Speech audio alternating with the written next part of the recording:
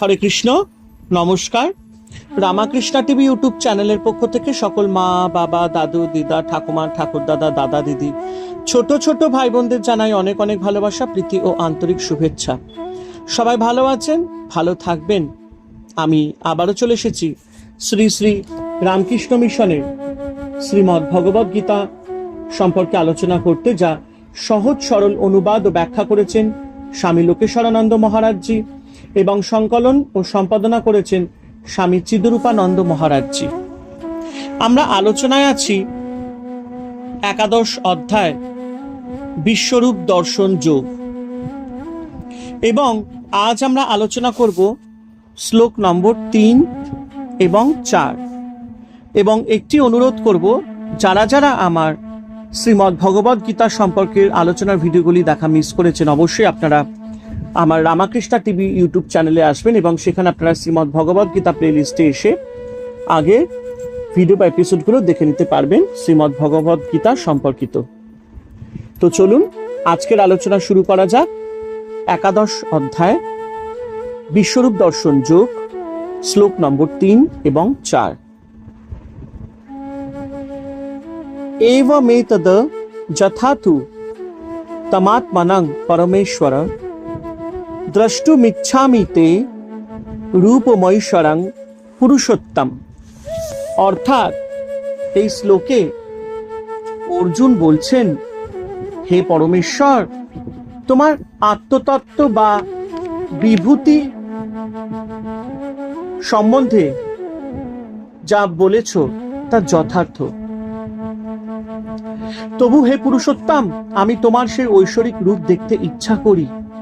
হে পরমেশ্বর, তুমি যে জগতের আদি কারণ, এই জগৎ যে তোমা হতে উৎপন্ন হয়েছে এবং পুনরায় তোমাতেই বিলীন হয়ে যাবে, এই জগতের যে পৃথক কোনো অস্তিত্ব নাই, এটা যে তোমারই প্রকাশ রূপ মাত্র, তা আমি তোমার মুখে বিস্তারিতভাবে শুনেছি।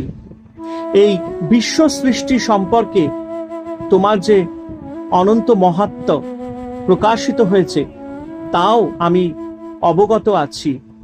তুমি যে বলেছ এই বিশ্ব তোমারই আত্মপ্রকাশ, তুমি অনন্ত বিভূতি সম্পন্ন, তাও যথার্থ।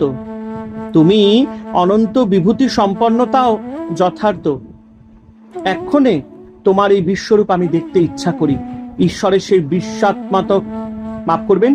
ঈশ্বরের সেই বিশ্বাত্মক রূপ বা বিশ্বাত্মক রূপ বা বিশ্বরূপ শুধু শুনলেই মন ভরে না, শ্রবণ ও দর্শন দুই প্রয়োজন। অর্জুন ভগবানের বিশ্বাত্মক বা বিশ্বরূপ দেখার জন্য অধীর হয়েছেন এবং বলছেন, মনস্যে যদি তচ্ছকং মায়া দ্রষ্টুমিতি প্রভো যোগেশ্বর ততো মে ত্বং দর্শয়াত্মনা মবয়ম। অর্থাৎ অর্জুন বলছেন, হে প্রভু, যদি তুমি মনে করো যে আমি এই বিশ্বরূপ দেখবার যোগ্য, তাহলে হে যোগেশ্বর, আমাকে তোমার সেই অক্ষয়